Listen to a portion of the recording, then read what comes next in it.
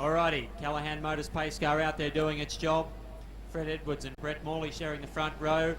Brent Anthill and Barry Lawrence, a couple of first up heat winners this evening, getting set to go at it.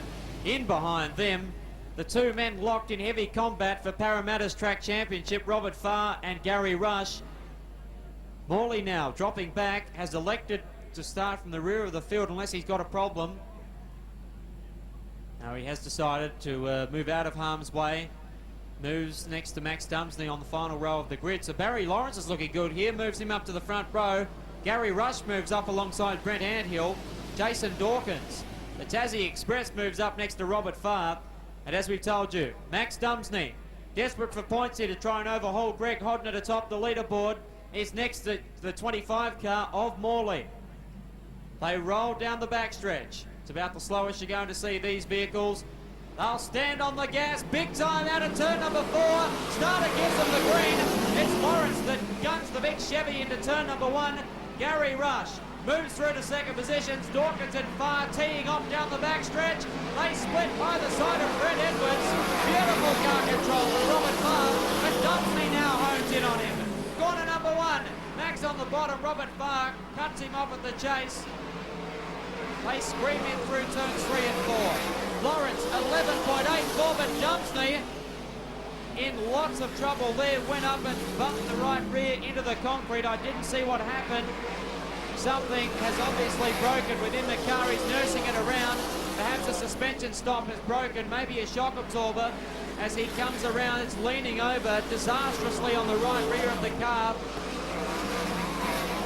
Yeah, the torsion bar looks in lots of trouble to see the stop has come adrift. If Max can hang on to this one, well, you'd almost go as far to say there's him and Flash Gordon as they come out of corner number 4. That car is leaning over like you would not believe as Rush hones in on Barry Lawrence. They negotiate the backstretch like it's not even there. Anthill comes up behind Dumsney. That car leaning over precariously on the right rear, but Max knows that he needs points. It's going to spell disaster for the Valvoline camp. Could drop him back a couple of rows on the starting grid. Morley in 25, about to be put a lap down by Barry Lawrence, the banana bender, coming up against the New South Welshman. It's State of Origin, sprint car racing at its best. Lawrence builds his way into it. Rush monsters him down the main stretch. Into corner number 1. Lawrence now has got breathing space. He has about 10 lengths on Gary Rush. Robert Farr and Jason Dawkins slugging it out for positions 4 and 5 as they come through. White flag lap. Lawrence, what a performance tonight. Looks like picking up another 25 as he comes around to a job well done. Barry Lawrence for FAI Insurance. Second spot, the Castrol car of Gary Rush. Third going to Brent Anthill from Huxley, Iowa. Fourth going out to Robert Farr. Fifth to Jason Dawkins. And sixth position filled by Fred Edwards. And how about the drive from Max Dumsney?